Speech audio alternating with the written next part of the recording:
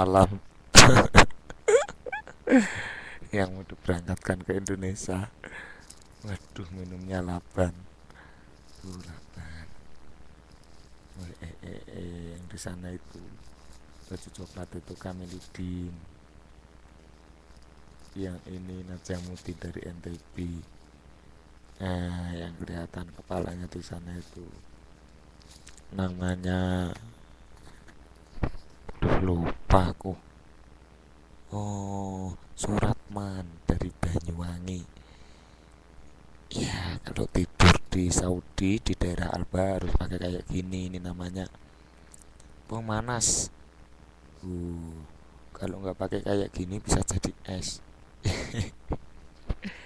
Ya udah gitu dulu teman-teman.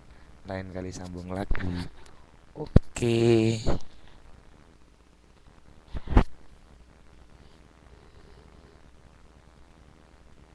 Bye.